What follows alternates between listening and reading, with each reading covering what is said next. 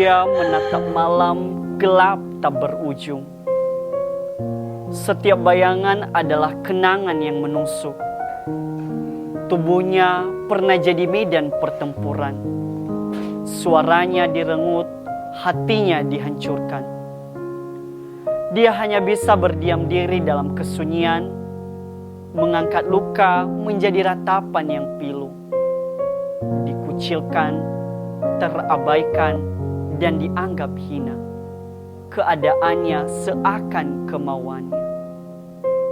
Dalam erangan ia berbisik, bukan dosa yang kutanggung, hanya kejahatan yang mereka lakukan. Tapi dunia membisu, enggan mendengar. Dalam sunyi itu, ia mendengar bisikan. Angin mengajar cara bernafas.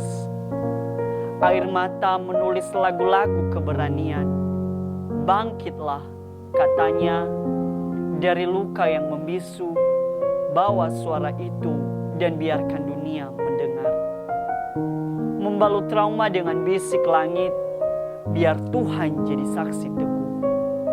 Biar aku jadi seruan lantang bahwa kemuliaan tak pernah lahir dari kekerasan. Lalu suaranya menjadi nyala api, meluruhkan rantai yang melingkar di dada, mengingatkan dunia bahwa keadilan bukan sekadar doa, tapi tindakan yang harus dilahirkan bersama. Jangan hanya jadi saksi yang diam, dengarkan suara itu dengan hati yang terbuka. Jadilah penjaga yang berdiri bersama, karena suara ini adalah cahaya yang tak boleh padam.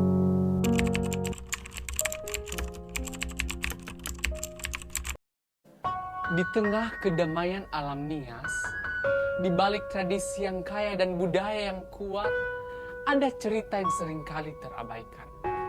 Cerita tentang kekerasan, tentang penderitaan yang tak terdengar, dan tentang luka yang sulit diungkapkan.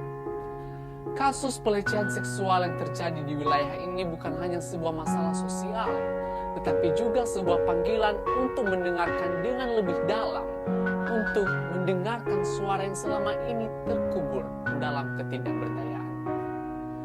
Namun dalam keheningan itu, kita diajak untuk memahami bahwa setiap suara memiliki kekuatan untuk membawa perubahan.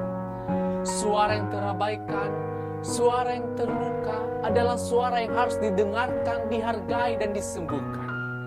Inilah yang kita kenal sebagai teologi suara.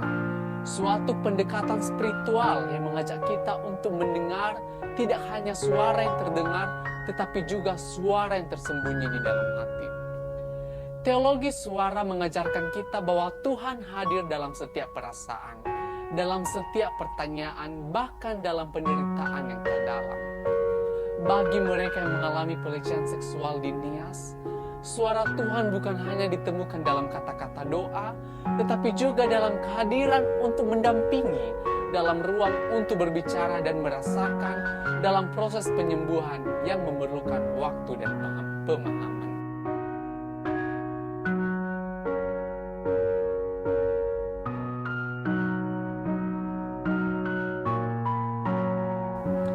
Kasus pelecehan seksual bukan hanya soal kejahatan fisik, tetapi juga soal luka batin yang dalam. Inilah saatnya bagi gereja dan masyarakat untuk membuka ruang yang lebih luas, untuk mendengarkan, bukan hanya mendengarkan dengan telinga, tetapi juga dengan hati. Inilah yang dimaksud dengan teologi suara, suara yang datang dari penderitaan yang memanggil kita untuk hadir dengan kasih dan kesadaran. Saudara-saudari, dalam teologi suara ini kita diajak untuk mendengar bukan hanya kata-kata, tetapi juga bisikan-bisikan yang selama ini terabaikan. Tuhan tidak hanya hadir di tempat-tempat suci, tetapi juga dalam setiap percakapan yang penuh pengertian dan setiap langkah kecil menuju penyembuhan.